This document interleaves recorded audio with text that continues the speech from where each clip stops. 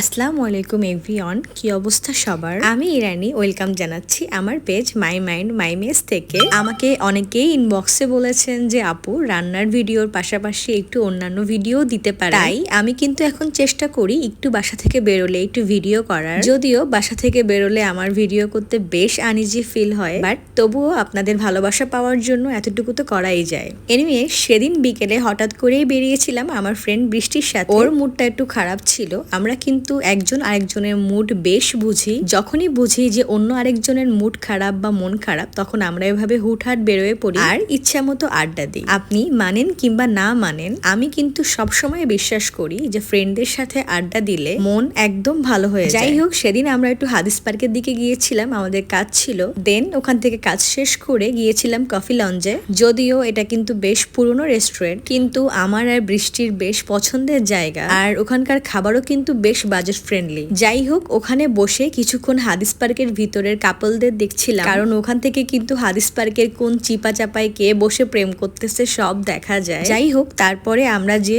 Order দেই, দেন order শেষ করে এসেই হঠাৎ করে দেখি যে হাদিস পার্কের ভিতরে কাকে যেন পুলিশে ধরে নিয়ে যাচ্ছে। তারপর এই আর কি একটু ভিডিও করতেছিলাম, দেন চলে আসে আমাদের কফি। আমরা দুটো আইসড মকা নিয়েছিলাম। ট্রাস্ট মি, আমার খাওয়া সব থেকে খারাপ আইসড মকা ছিল ওটা। কোনো মতেই শেষ করতে পারতেছিলাম না। টাকা দিয়ে কিনেছিলাম, তাই বাধ্য হয়ে শেষ করে ওখান থেকে বেরিয়ে বৃষ্টি একটু ফুচকাও খেয়েছিল। অ্যাকচুয়ালি এরকম বাজে একটা কফি খাওয়ার পরে ও একটু ফুচকা খেতে চাচ্ছিল, তাই আর কি। দেন আমরা ওখান থেকে একটা রিক্সাতে উঠি আর আবারও ইচ্ছা মতো আড্ডা মারতে মারতে বাসার দিকে ব্যাক করি। আর আমার কাছে কিন্তু সব সময় আমার ফ্রেন্ডরা বেশ স্পেশাল, আর ওদের সাথে কাটানোর সময়গুলোও কিন্তু আমার কাছে বেশ স্পেশাল। এনিওয়ে এরপরে কিছুক্ষণ পরেই আমরা চলে আসি ফুল মার্কেটে। আর সাথে যেহেতু আমি একটা ফুল পাগলা মেয়েকে নিয়ে গিয়েছিলাম, তাই তাকে একটা ফুল গিফট না করে বাসায় আসা কিন্তু আমার অপরাধ হয়ে যেত। তাই ওকে দিয়েছিলাম ওর পছন্দের হলুদ গোলাপ, আর সাথে আমি নিয়েছিলাম একটা লাল গোলাপ।